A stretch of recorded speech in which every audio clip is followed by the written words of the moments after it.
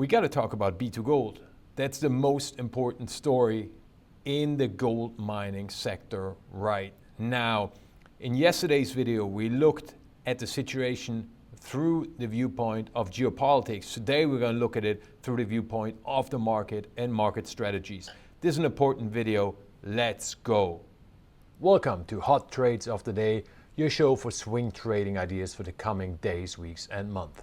Okay, B2Gold down another, well, close to 6% today. Full disclosure, I sold my B2Gold position today. I'm flat, I'm not short. And today we're going to talk about market strategy and what's going to happen on this side. Now, on the geopolitical front, it seems like the situation has slightly worsened. It seems that the JNIM rebels, is that how you call it? I'm not even going to make a fool out of myself trying to pronounce the full name, have put the capital under siege. However, nobody really knows how strong they are. You hear a lot of guessing, right? And that's the problem. So the market hates nothing more than uncertainty. It can live with bad news as long as these are facts. What it cannot live with is uncertainty. And that's exactly what we have in Mali now, and very likely will have moving forward. Now, I've been called an idiot in the chat by some people that I don't know what I'm talking about. They're right. I don't. I'm not in Mali. I'm in New York. I'm not an expert, nor do I claim to be one, on African domestic politics. And unless you are in Bamako, the capital of Mali right now, or have a doctorate degree from Harvard in radical Islamic movements, you don't know what you're talking about either. Nobody does. That is the problem. That is the uncertainty. So, there have been some calculations out there that the fair value of B2Gold is about $8.40 without the Mali mine. I read the analysis as well. I know who wrote it. That gentleman does know what he's talking about, absolutely. But I do think that this calculation, while mathematically correct, is incorrect. So why do I think this? We had the strongest gold bull market in October, in the first half of October, since 2010-11.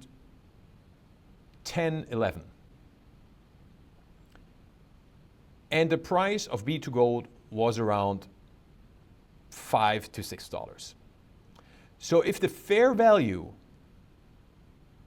without the Fekola mine is $8.40, why did we trade with a discount of about 40% in the strongest gold bull market? That makes no sense.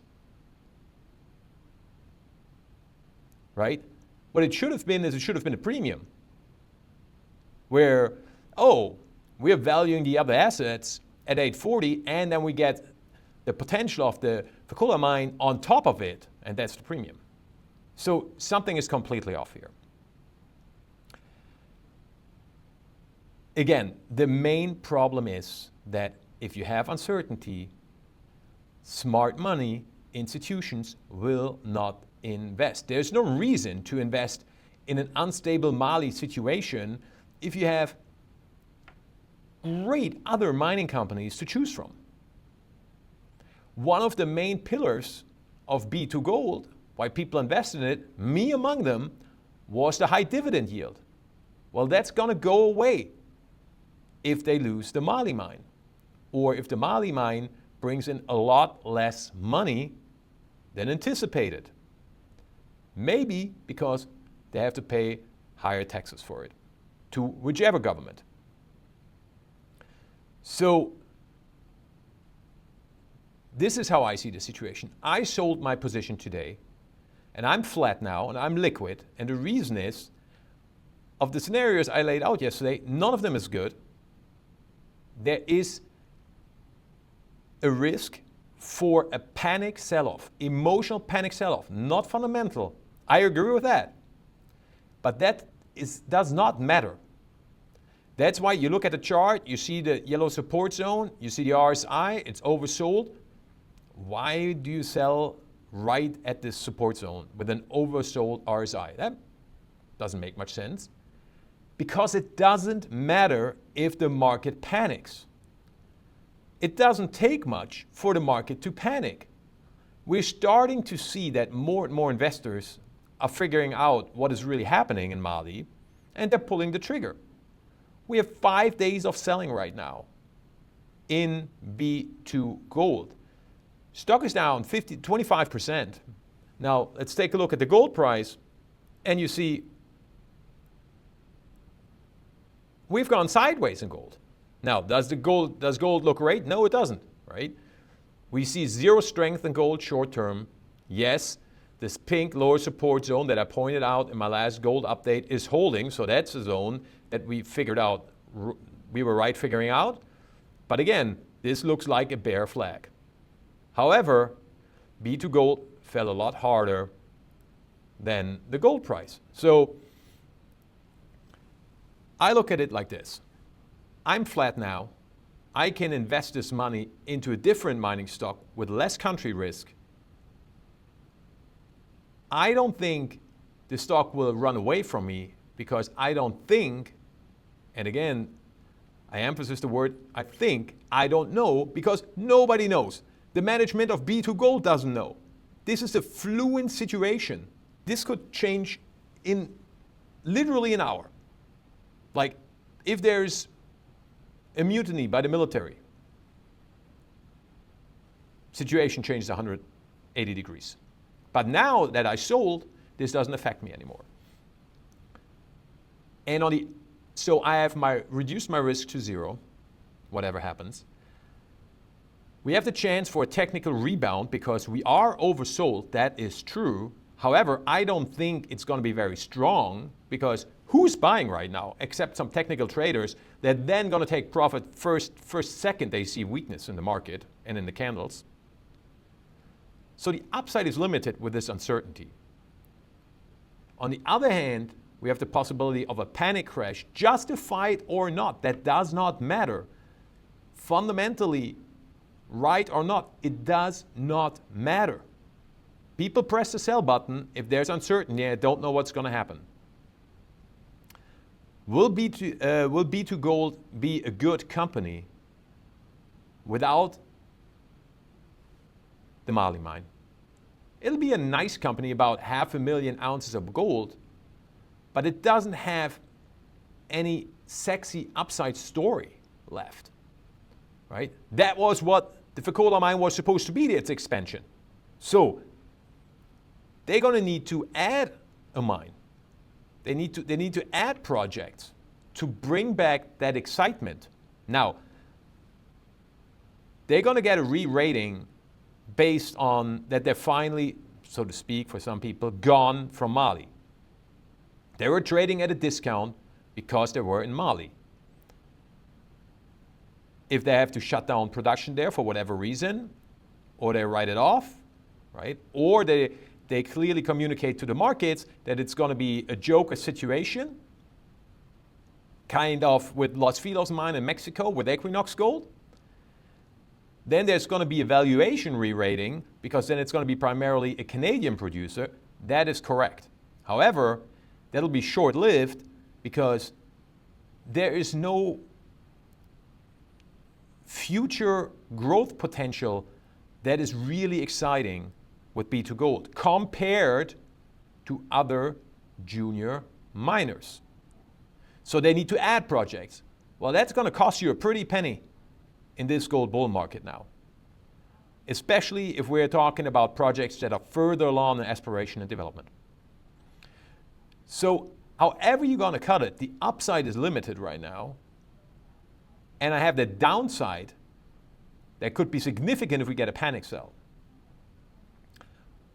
Would I buy B2Gold in a panic sell? Yes, and that is the trade. That is the trade. So the performance will basically come from the panic selling. I pick up the stock, and the stock then goes back to whatever value the market thinks is fair, considering probably valuing Mali as a zero.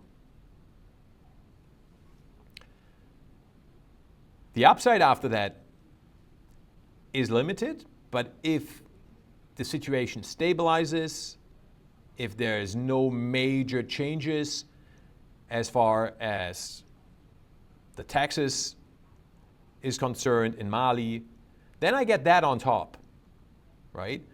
But that's really the trade for me in B2Gold. There is no trade right now. There is no real upside. And that's why I sold. That's my strategy. I've seen this a million times in the market. When the market loses faith, it sells, and it sells hard, especially with stocks where institutions are involved, which is the case in B2Gold. They want no piece of these type of stocks. That gives us opportunities, but we have to have the liquidity in order to use this opportunity if it presents itself. I do have this liquidity now because I sold. So this is my thought process strategically. Why I sold and how I'm going to play B2Gold right now. Look, I wish it was different. I was up 150% or whatever, like on the stock. Now I sold it with like 30% profit. Sure, but the situation changes. And I'm not only talking about the situation in terms of geopolitics, I'm also talking about the markets and how they perceive the company now. Mali, while it had all these problems, and the market clearly did not like the Mali side of B2Gold's business, because we can all agree B2Gold was undervalued for a very, very long time and trading at a discount because of Mali. The market acknowledges that that is the growth driver. If this goes to zero, we have a solid 500,000 ounce junior producer. That's great. But we don't really have a blue sky gold project. Goose is great, but it's not good enough to carry this stock alone. So, you have to make your own decisions. Obviously, if you're not subscribed, hit the subscribe button so you don't miss a video. I don't know how many people are talking about B2Gold. It's an important story, it's an important situation. We're going to follow it. We'll see what happens. To be quite honest, I care most about the people there. I really hope that things are going to be okay. Talk to you later. Bye-bye.